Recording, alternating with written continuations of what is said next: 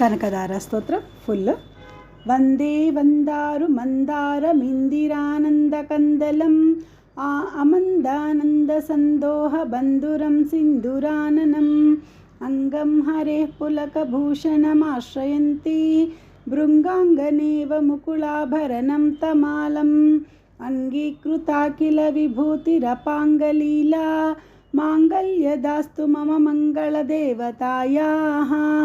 ముగ్ధా ముహుర్విదదతి వదనే మురారేః ప్రేమత్రపాప్రణిహితాని గతాగతాని మాలాదృశోర్మధుకరీవ మహోత్పలేయా सा मे श्रियं दिशतु सागरसम्भवायाः आमीलिताक्षमधिगम्य मुदा मुकुन्दम् आनन्दकन्दमनिमेषमनङ्गतन्त्रम् आकेकरस्तीतकनीनिकपक्ष्मनेत्रं भूत्यै भवन्मम भुजङ्गशयाङ्गनायाः बाह्वन्तरे मधुजितश्रितकौस्तुभेया हारावलीव हरिनीलमयी विभाति कामप्रदा भगवतोऽपि कटाक्षमाला कल्याणमावहतु मे कमलालयायाः कालाम्बुदालिललितोरसिकैटभारेः धाराधरे स्फुरति या तटिदङ्गनेव मातुः समस्तजगतां महनीयमूर्तिः भद्राणि मे दिशतु भार्गवनन्दनायाः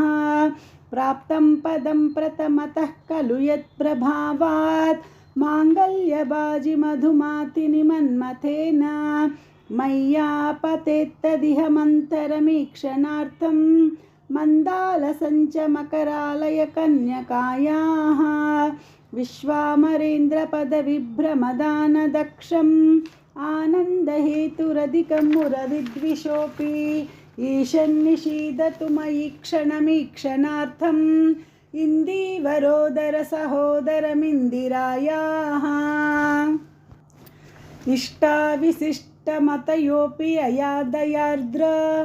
दृष्ट्या त्रिविष्टपपदं सुलभं लभन्ते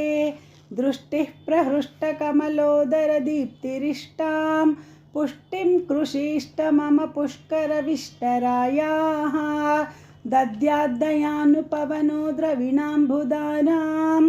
अस्मिन्न किञ्चन विहङ्गशिशौ विषण्णे दुष्कर्मघर्ममपनीय चिराय दूरं नारायणप्रणयिनी नयनाम्बुवाहः गीर्देवतेति गरुडध्वजसुन्दरीति शाकम्भरीति शशिशेखरवल्लभेति सृष्टिस्थितिप्रलयकेलिषु संस्थितायै तस्यै नमस्त्रिभुवनैकगुरोस्तरुण्यै श्रुत्यै नमोऽस्तु शुभकर्मफलप्रसूत्यै रत्यै नमोऽस्तु रमणीयगुणार्णवायै शक्त्यै नमोऽस्तु शतपत्रनिकेतनायै पुष्ट्यै नमोऽस्तु पुरुषोत्तमवल्लभायै नमोऽस्तु नाळीकनिभाननायै नमोऽस्तु दुग्धोदधिजन्मभूम्यै नमोऽस्तु सोमामृतसोदरायै नमोऽस्तु नारायणवल्लभायै नमोऽस्तु हेमाम्बुजपीठिकायै नमोऽस्तु भूमण्डलनायिकायै नमोऽस्तु देवादिदयापरायै नमोऽस्तु शार्ङ्गायुधवल्लभायै नमोऽस्तु देव्यै भृगुनन्दनायै नमोऽस्तु विष्णोरुरसिस्थितायै नमोऽस्तु लक्ष्म्यै कमलालयायै नमोऽस्तु दामोदरवल्लभायै नमोऽस्तु कान्त्यै कमलेक्षणायै नमोऽस्तु भूत्यै भुवनप्रसूत्यै नमोऽस्तु देवादिभिरर्चितायै नमोऽस्तु नन्दात्मजवल्लभायै सम्पत्कराणि सकलेन्द्रियनन्दनानि साम्राज्यदानविभवानि सरोरुहाक्षि त्वद्वन्दनानि दुरिताहरणोद्यतानि मामेव मातरनिशं कलयन्तु मान्ये यत्कटाक्षसमुपासनाविधिः सेवकस्य सकलार्थसम्पदः सन्तनोति वचनाङ्गमानसैः त्वां मुरारिहृदयेश्वरीं भजे सरसिजनिलये सरोजहस्ते धवलतमांशुकगन्धमाल्यशोभे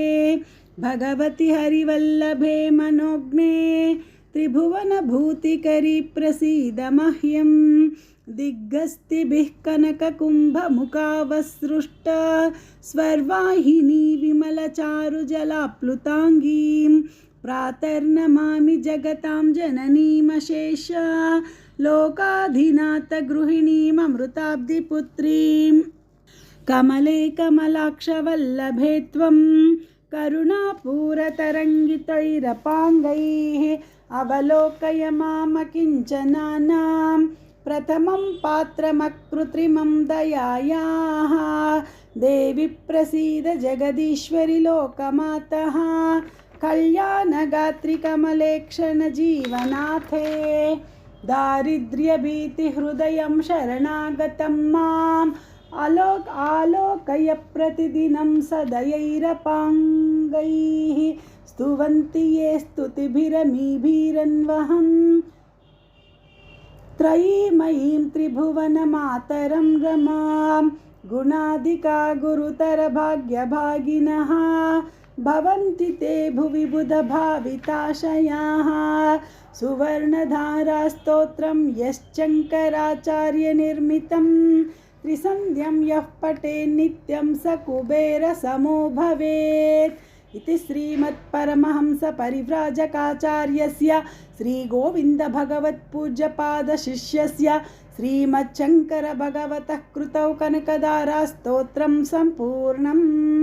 अथवा इति श्रीकनकधारास्तोत्रं सम्पूर्णम् अथवा इति श्रीमच्छङ्कराचार्य विरचित कनकधारास्तोत्रं सम्पूर्णम्।